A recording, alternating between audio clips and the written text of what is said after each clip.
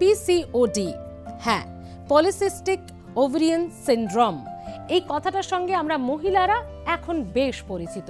তবে শুধু পরিচিতই নয়, আমরা ভুগছি অনেকে।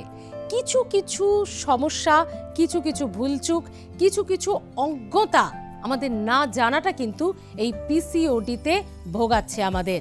আপনি যদি একটু সতর্ক থাকেন তাহলে কিন্তু এই সমস্যা থেকে মুক্তি পেতে পারেন। আর জানেন কি, পিসিওডি এমন একটি সমস্যা যেটি পরবর্তীতে বন্ধ্যাত্বের কারণও হতে পারে। না, আমরা চাইবো না কারো জীবনে সেটা নেমে আসুক, কিন্তু সজাগ সতর্ক থাকবো কিভাবে পিসিওডি প্রতিরোধ করতে। আজকের প্রতিবেদন মা বোনেদের জন্য। ঘরে বাইরে সমান তালে সবকিছু সামলাচ্ছেন মেয়েরা, আর তাতেই বাদ সাধছে জীবনের গতি। চেনা রুটিনে পড়ছে ছেদ, বেড়েছে জাঙ্ক ফুড খাওয়ার প্রবণতা, দেখা যাচ্ছে পিসিওডির সমস্যা। বেশিরভাগ মহিলাই এখন এই সমস্যায় ভুগছেন। শরীরে ব্যালেন্স ডায়েটের বড়ই অভাব, আর যার কারণেই পিসিওডি। মহিলাদের সাধারণত 12 থেকে 45 বছরের মধ্যে সবচেয়ে হরমোন ডিজিজের সমস্যা হয়। এই হরমোনের ভারসাম্যতার কারণে মাসিক চক্র ব্যাহত হয়। সিমটম নিয়ে আসে যে একটু ইরেগুলার পিরিয়ড, কখনো দেরি করে পিরিয়ড হচ্ছে, একটা লম্বা গ্যাপ হচ্ছে, 6 উইকস 7 উইকস হয়ে যাচ্ছে, মাঝে মাঝে একটা মিস পিরিয়ড হচ্ছে। তো ডাক্তারের কাছে গেলে একটা আলট্রাসোনোগ্রাফি করতে বলে। সেখানে নর্মাল ওভারির পরে একটা আছে মাল্টিসিস্টিক ওভারি। মাল্টিসিস্টিক ওভারি মানে একটা ওভারির মধ্যে ছোট ছোট অনেকগুলো সিস্ট হয়, মানে তার ওভারি থেকে নির্দিষ্ট একটা ফলিকল ছোট থেকে বড় হয়ে তারপর সেটা রাপচার হয়ে ওভিউলেশন, যে নর্মাল যে প্রসেস সেটা হয় না। একটা হচ্ছে মাল্টিসিস্টিক, এবং মাল্টিসিস্টিকটাই এরপরে আবার গোটাটা জুড়ে একটা রিংয়ের মতো সিস্ট হয়ে যাবে, সেটা হচ্ছে ideal structure of polycystic ovary. আর দেখবেন এই সমস্ত মেয়েদেরই মানে they are associated with pimples, acne, মানে মুখে প্রচুর ব্রণ তৈরি হয়। তো এই জন্য যেটা হওয়া উচিত, আমাদের proper food habit, mental peace, মানসিক হারমোনি, মানসিক শান্তি, মানসিক চিন্তা, এগুলো যেন মানে অবাঞ্ছিত চিন্তা যেন না করি। এটা না করলে 1 নম্বর হচ্ছে মন খুশি রাখতে হবে, বাওয়েলস ক্লিয়ার রাখতে হবে। বাওয়েলস ক্লিয়ার রাখতে গেলে যেটা প্রয়োজন হচ্ছে ব্যালেন্স ডায়েট, মানে ভেজিটেবল খাবার, শাক পাতা খাওয়া, আর যারা ননভেজ আছেন তারা ননভেজ খাবারও খাবেন, মানে প্রোটিন এবং বাকি সব কিছুর মধ্যে একটা ব্যালেন্স রাখতে হবে। এছাড়াও যদি হয় তখন কিন্তু গাইনোকোলজিস্টের পরামর্শ অবশ্যই নেবেন। সেখানে সামান্য একটু হরমোনাল ওষুধপত্র খেতে হয়, আর সেগুলো খেলে পরে এটা ঠিক হয়ে যাওয়ার সম্ভাবনা।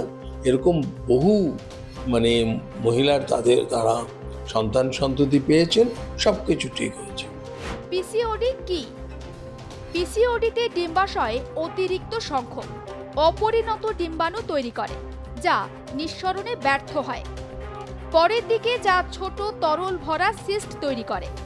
অনিয়মিত খাদ্যাভ্যাস ও স্থূলতা পিসিওডির অন্যতম কারণ। পিসিওডির কারণে মাসিক চক্র ব্যাহত হয়।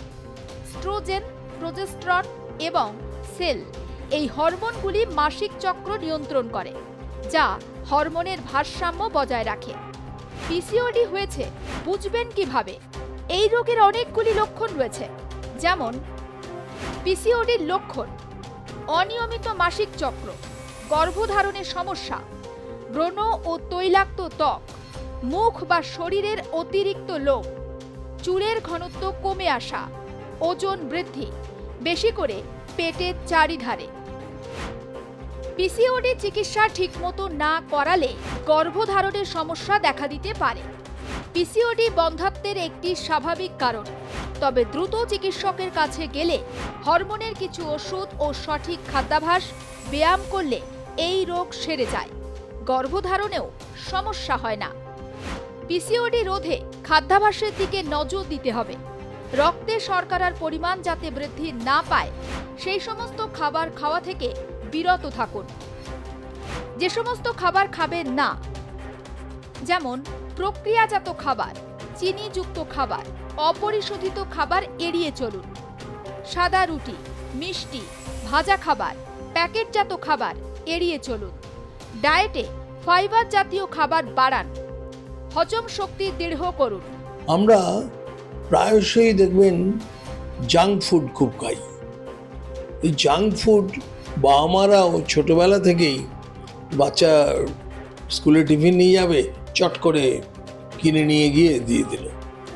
এই নর্মাল যে খাবার খাওয়া, শাক সবজি, ডাল সবজি, এগুলো খাওয়ার অভ্যেস করা কিন্তু খুব দরকার, যাতে বাওয়েলস ক্লিয়ার হয়। সঠিক খাদ্যাভ্যাসই হরমোনাল ডিসব্যালেন্সকে কমাতে পারে। যেমন কি কি খাবার খাবেন? পালং শাক, মেথি পাতা, ব্রোকলি, ফুলকপি, বাঁধাকপি, গাজর, শসা, ওটস, বাদামি চাল, গমের রুটি। চর্বিযুক্ত মাছ যেমন স্যামন, ম্যাকারেল, সার্ডিন। ডিম, মুরগির মাংস, তোফু, কম চর্বিযুক্ত পনির, বাদাম, আখরোট, চিয়া বীজ, তিসির বীজ, মুসুর ডাল, ছোলা, রাজমা, মুগ ডাল। কম চর্বিযুক্ত দই, স্কিমড মিল্ক। ব্যায়ামের মাধ্যমেও আপনি নিয়ন্ত্রণে রাখতে পারবেন এই রোগকে। দৌড়ানো, হাঁটা, স্কোয়াট, পর্বতারোহণ, সাইকেল চালানো, সাঁতার, নাচের মাধ্যমেও আপনি কমাতে পারেন পিসিওডি। অ্যাকচুয়ালি নতুন জেনারেশনে পিসিওডি কারণ বাড়ার মেইন রিজন হচ্ছে আমাদের সেডেন্টারি লাইফস্টাইল। আমরা ম্যাক্সিমাম সময় বসে থাকা, এখন অ্যাডোলেসেন্ট এজ গ্রুপের যারা মেয়েরা থাকে প্রায় সময় বসে, মানে লাইফস্টাইলটা খুব বেশি এমন হয়ে গেছে, অ্যাক্টিভ লাইফস্টাইল নয়। আমাদের যে ওয়ার্কিং প্যাটার্ন এটাও হয়ে গেছে যে এক জায়গায় বসে এক্সারসাইজ পার্টটা কিংবা অ্যাক্টিভিটিটা খুব কম হয়ে গেছে। তার কারণে মেটাবলিক ডিজিজেস বাড়ছে। এটাই রিজন হচ্ছে পিসিওডি বাড়ার। প্রত্যেকে এখন তো নিউক্লিয়ার ফ্যামিলি, একটা করে বাচ্চা, খাওয়া দাওয়ার কোনো ঠিক নেই, তারা ফাস্ট ফুড, জাঙ্ক ফুড বেশি করে খায়। এই লাইফস্টাইল টোটালি সেডেন্টারি হয়ে গেছে। তাদের কি বলবো, ঘুমের প্যাটার্নটা সম্পূর্ণ অন্যরকম। রাত্রি জাগে, রাত্রি 2টো অবধি জাগে, তারপর থেকে শুয়ে পড়ে, যার খায় একদম রাত্রে হয়তো পড়তে পড়তে একসঙ্গে কোল্ড ড্রিঙ্কস আর পিৎজা, বার্গার এসব খেয়ে যাচ্ছে, তাদেরকে ওয়েট গেন করে।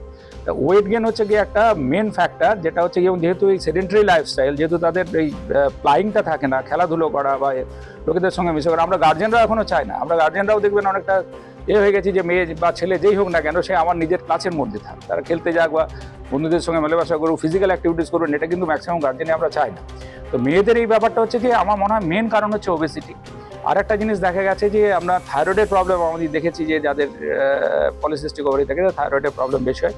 বাদবাকি যা কারণ আছে সেটা গাইনোকোলজিস্টরা বলতে পারবে। তবে আমার মনে হয় এই সেডেন্টারি লাইফস্টাইলটা ফ্রম আর্লি চাইল্ডহুড, এটা কিন্তু একটা মেন কজ হচ্ছে পিসিওএস এর বাড়ার কারণ। অতএব চিন্তা নয়, স্বাভাবিক লাইফস্টাইল, খাদ্যাভ্যাস, সুষম খাদ্য গ্রহণ, নিয়মিত চিকিৎসকের পরামর্শ নিলে এই রোগ থেকে মুক্তি পাওয়া অসম্ভব ব্যাপার নয়। অতএব স্টে হেলদি।